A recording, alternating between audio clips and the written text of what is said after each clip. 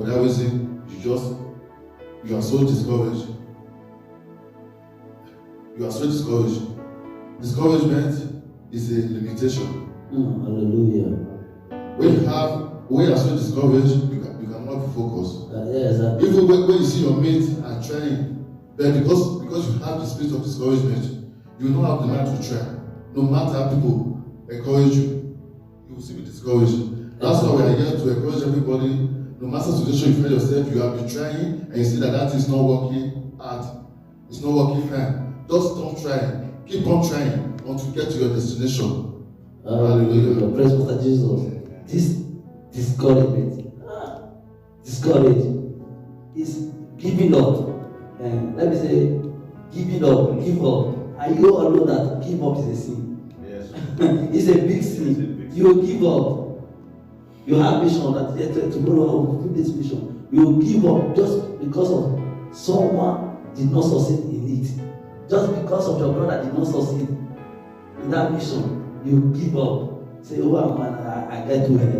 And those people, you give up already. You don't already give up. Let me say, discouragement is a hindrance to destiny. Because you know what King David said? Even though I fall several times, I will rise up again. I will rise. Even though I fall down, I will get up. He said, I refuse to be on the ground. I will keep moving. Because when you discourage, that is when, let me say, poverty will take over you. Yes. Because of some. Because you know what Bible says? Sow seed in the morning, sow in the evening, sow in the anytime, sow seed, because you don't know the one that will germinate. Keep on going. Okay, let me say, because of sun, and you are going to farm tomorrow. Because of the sun, heavy sun, you say, no, I can't go to farm tomorrow. Because of sun, you will discourage. Because of sun, make you discouraged. For you to go and sow seed, a seed that will be harvest tomorrow. You say because of sun. Is that a poverty? Yes. It's a poverty. Because even the Bible says there is still a hope for a tree if you cut down. You say you can still germinate again. Why are you discouraged? When you discourage, that is an enemy. Discouragement is an enemy to destiny. You can never succeed in life if you discourage. I urge everybody viewing us that any discouragement in your life, the power of God will terminate it in the name of Jesus. Amen. Hallelujah. Amen. Discouraged. Hallelujah. Amen. You know, a word of discourage. There is some word that God just take it to be commandment. You know, if you look at Joshua, he made God to understand. Joshua 1:9. He said, "I have not commanded you. Don't be discouraged." Because why? When you there is 3 things that kept a man not to be discouraged. First, the reason why you was born, as we are talking about destiny. Second, people that said you will not be, which is the devil, because every man that are born today, he have one position that said you will not reach tomorrow. And when you give up, you agree for that negative word. And secondly, the people that you are born for, people that are there, that God has placed in your care.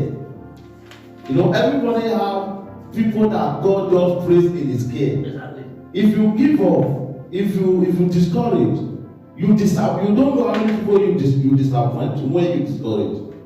You discourage people. You keep people hope. You keep people faith.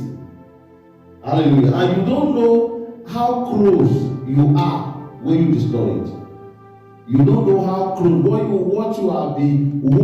there's something that you have been pursuing, what you have been believing God for, what you have been trying, what you have been laboring for. You don't know how close you are when you discourage.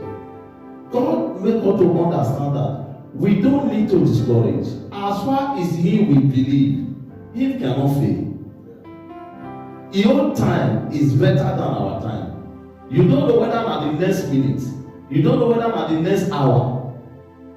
You know, discouragement is something that is very dangerous in life. The important thing, what you are doing, you confirm it in the word of God. You know it's your dream, it's your purpose. Take it to be your life contract. Take it to be your life contract, because if you are in life contract, nothing take you away from life contract. Now that's the only work. That is how life is supposed to be, because as God told us, it's a command that He gives us not to be discouraged. We don't need to even think of it, because many people has give up in life, but they are having someone to be praying. Because even though you are even asking somebody for help, if you give up, there is a parable in the Bible. This woman was asking for justice. When he continue, the continuity is what made the give him and let him go. Exactly. So when you are praying, you give up. When you are asking, you give up. God say, ask, I will give it. Then when you give up, God, as far as the word of God, I have not commanded you. So if you give up, if you are discouraged, you disappoint yourself. You destroy your destiny, because it's a command from God. You need to know what is necessary in life. Discouragement is very dangerous in life. Hallelujah. Praise Master Jesus. Hallelujah. Hallelujah. Praise the Lord. And this remind me, my brother said, you don't know how close you are. Because really, take for example, do you know why I jumped in again? Because I was watching one program. There was two men. There was digging, one on the left and the other one on the right. They was digging that one. The one on my right, dig, and also the one on my left. They were digging, both of them were digging. And the one by the left get one down, only one that was there. He take it and left. The other one, he was close. There was enough diamond that he had very pleasant. Enough. Because it was close. So just only two to dig 1, 2. Because the other one gets one. He said, no, he turned to the other side and started digging there. And when he get tired, he left. It did not fulfill destiny. There was so much diamond that cost billions of euros. But he left because of discouragement. He was discouraged. Okay, like that one, discouragement can make us take a wrong decision. Because it won't happen there now. Because he's not focused on his life. He's not serious in his life. He take where he take one, let it go. Because many people are out of their destiny because of discouragement. Hallelujah. God help us. Hallelujah. Hallelujah. That brings us to number 6 points of enemy destiny, unforgiveness. This unforgiveness, many of us will find it difficult to forgive. Spirit of unforgiveness is so common in the life of people. When you have the spirit of unforgiveness, the Bible makes us understand that if unforgiving man can never receive anything for God. When you find it so difficult to forgive your neighbor, you cannot receive for God. That's why the Bible says, before you come to me, before you present any sacrifice to me, you have to look, search if you have grudges with any of your brother or sister. In case you have grudges with any of your brother or sister, you have to meet on that first, to reconcile first before coming back to me. That will tell you how unforgiveness is. When you have unforgiveness spirit, you cannot possess our purpose on earth. You cannot fulfill our destiny. Unforgiveness spirit will meet a man. Let me use an example in the Bible. There's one servant. This servant, he was serving his master. The Bible understands that this servant was owing his master money. And a day came, the master was asking him for his money. Where's my money? This servant was begging his master, sir, master, I don't have money. Please give me time so that I can pay this money. But his master refused. His master said that if you don't have money, then you bring your children. And because the way the servant fell down to beg his master because of what this servant did. The Bible tells us that his master have compassion on him. The master forgave him. The master said he should forget the money, that he should not pay the money again. But this servant that the master forgive, he saw somebody on his way going home. He saw somebody that was also holding money.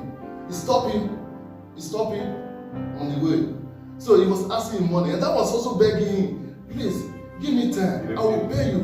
Give me time, I will pay you. I don't have money, give me time, I will pay you. But this servant that the master forgive, he did not forgive the fellow servant that was also holding him money.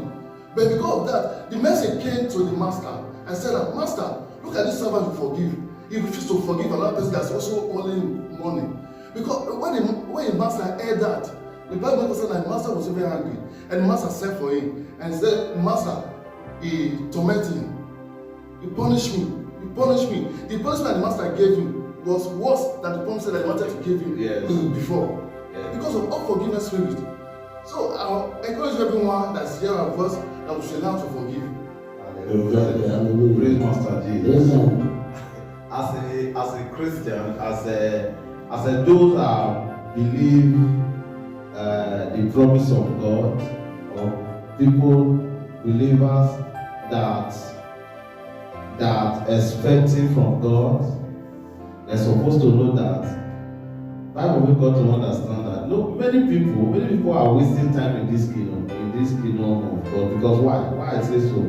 You know, if you read Matthew 6, 14, 15, he talk about forgiveness.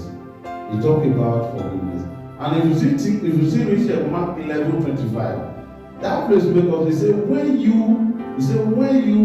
pray, when you stand and pray, it make you to understand in that place is that when you stand and pray to God,